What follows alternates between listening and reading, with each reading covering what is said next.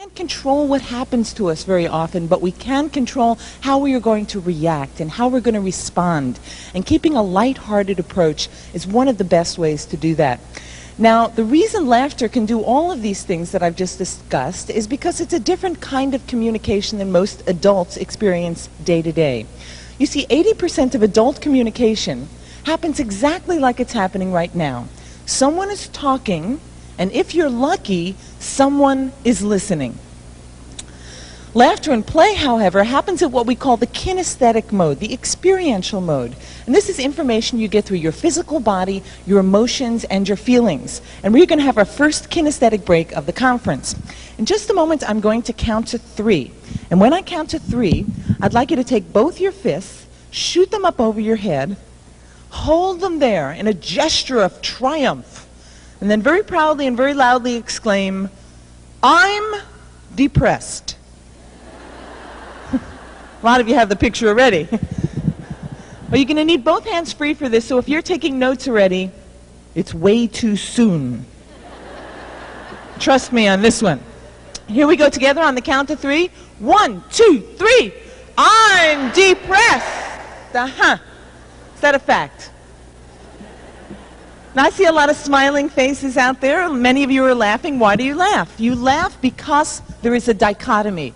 You see, your brain is saying, "I feel lousy," but your body is saying, "Oh, right." What you actually get is a meltdown of your mind. If you would please now go inside your head and ask yourself this question: do I feel closer to my partner as a result of this experience? Now, most of you feel closer to your partner even if you went 0 for nothing.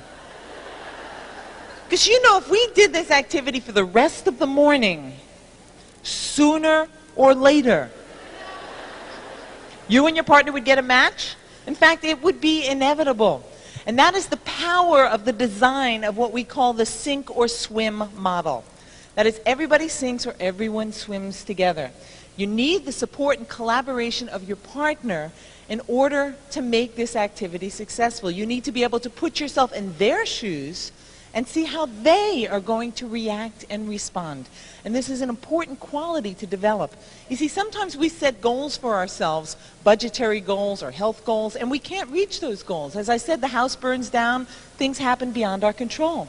But you always achieve the goal of community, of team building, of family, of connection when you design activities using this model. And as Rich was talking before about diversity, this room is tremendously diverse, but if we look at the general population of this country, we have people from all over the world who we're working with now, people coming from different backgrounds, speaking different languages. If we filled this room with people from all over the planet, young people and old people, people in all walks of life, people who didn't even speak the same language, and we did this activity with them and gave them enough time, you know what would happen sooner or later? Match, match, match, match, every single time. And it's this ability to psych people in that really helps us get that sense of connection, joy, and celebration in the workplace. All right. She got up and she said, "The next time I make love with my husband, I'm going to give him a standing ovation."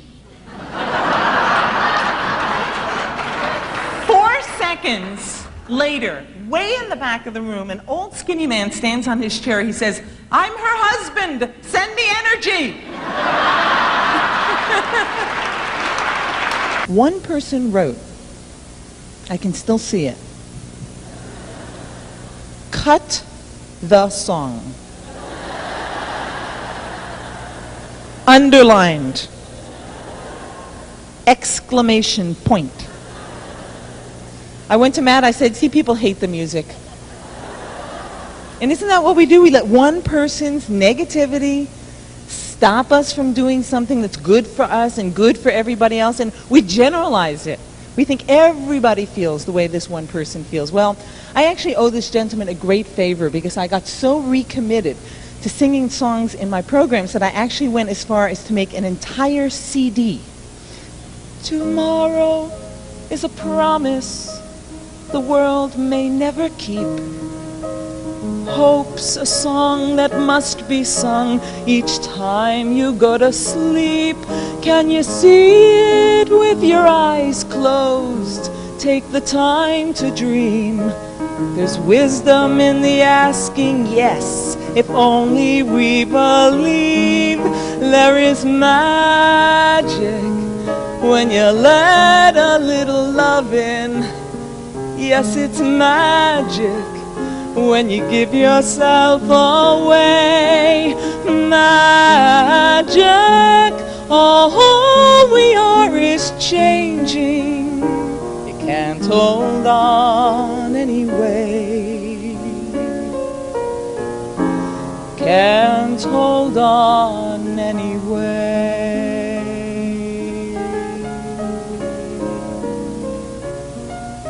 Yes, it's magic. It's magic.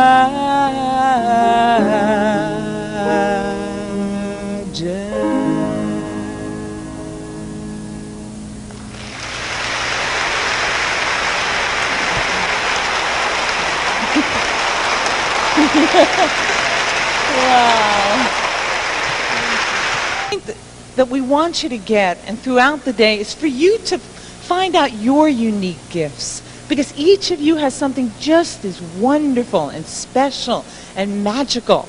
The world needs your unique gifts. So as you go through the day and listen to the wonderful presenters and speakers and go through the activities, really begin to identify what is special and unique about you, and see if you can find a way to incorporate it into your life, into your work environment.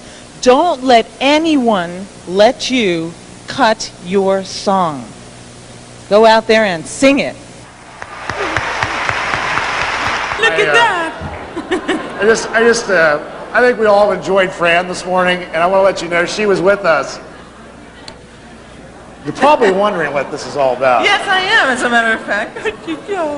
Fran, just oh, to no, let... there's a wet spot there. Oh, this is Scooby. Fran, we were really impressed with the work that you did with us. In fact, throughout the franchise system from our Orlando, people have already begun to implement many of the ideas. I was in Tampa, Florida a couple weeks ago for a business meeting. I checked into a Quality Suites at about midnight and was late. And I got into my room and there was a note with these shoes and said, "Do not come to our 8 a.m. meeting without these slippers."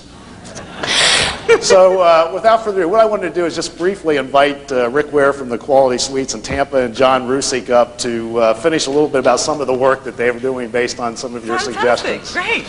John, Rick. Oh, and you have to wear the shoes. You got to wear the shoes. Oh, all right. Am I on? Yeah. Am I on? Oh, these are great. Yeah. Fran, we did a number of things. Yes. We put the pencils to work immediately. We have snake pens. We have orange pens. We have smiley paste pens. I can't find the damn palm tree pens. We've got pencils this long and this round, and when a senior vice president from some company goes to check out with that pencil, they are beside themselves. Now, the thing that's really worked is we got all the managers together and we got them all slippers to fit their personality. Now, we have Daffy Duck, and we have Big Bird, and the list is kind of endless between Tasmanian Devil and Scooby-Doo. And the slippers are required. They're mandatory. They're required. They're mandatory for staff meetings. They're mandatory for all group functions back on our patio deck. And since we do and